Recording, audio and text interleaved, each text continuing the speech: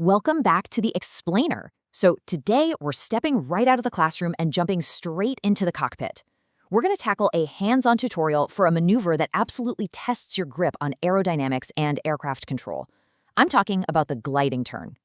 All right, picture this. You're in the left seat, you're descending, the engine is pulled all the way back to idle, so you've basically got zero thrust to work with. But you need to change your heading. So how exactly do you safely turn an airplane when you have absolutely no engine power backing you up? It's a pretty high-stakes scenario, right? Gravity and drag are suddenly running the show, and you have to manage them perfectly to get exactly where you want to go. Okay, let's dive into our flight plan for this one. We're going to cover the physics of gliding turns, the preparation and entry phase, how to maintain that turn, rolling out safely, and finally, some crucial engine and flap considerations. Step 1. The physics of gliding turns. So think about a standard straight glide. Your lift force is pointing straight up, fighting gravity, and you're dealing with your everyday, normal drag. But man, the second you bank that aircraft into a turn, literally everything changes. You're tilting that lift force to physically pull you around the corner. And since your lift isn't pointing straight up anymore, you actually have to increase your angle of attack. You do this by applying back pressure on the controls just to generate enough centripetal force to make the turn. But here's the catch, and it's a big one. That back pressure, it directly increases your induced drag. Now, what's really interesting about this next setup is that tilted lift force.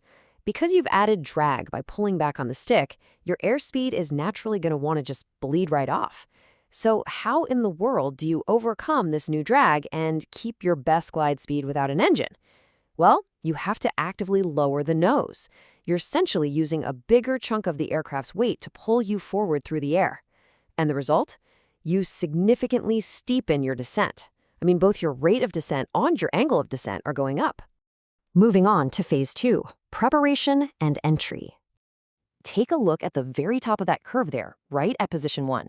Before you even think about touching those ailerons, you've got to get the aircraft established in a straight glide at your target speed.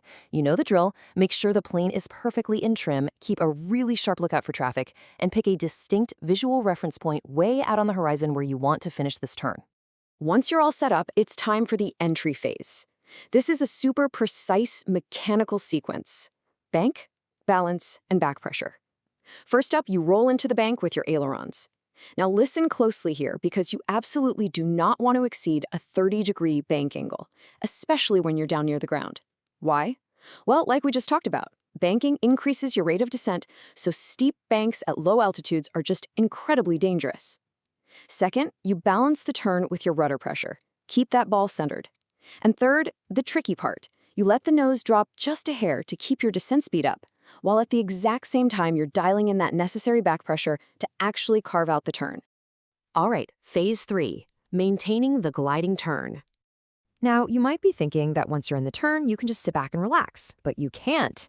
And a huge reason for that is the missing slipstream effect. See, most airplanes are rigged so they fly perfectly balanced when you're in powered cruise.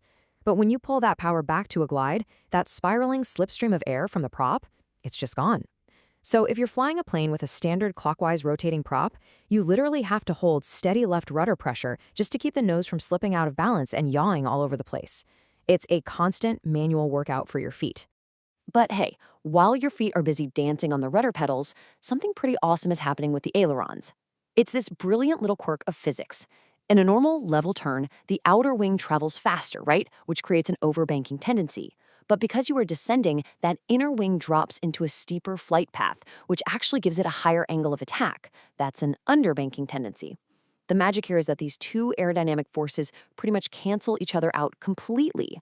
So you don't really have to wrestle with the yoke, you just calmly hold your aileron position and lock in that bank angle. Now, because the ground is coming up at you fast, you have to stay sharp. You maintain this turn by running a continuous loop in your head and with your eyes. We're talking attitude, instruments, attitude, lookout. Check your nose attitude out the window, dart your eyes down to the airspeed indicator to confirm, look back outside to tweak that attitude if you need to, and then scan for traffic. It's this fast, dynamic, continuous loop that keeps you safe and ahead of the airplane.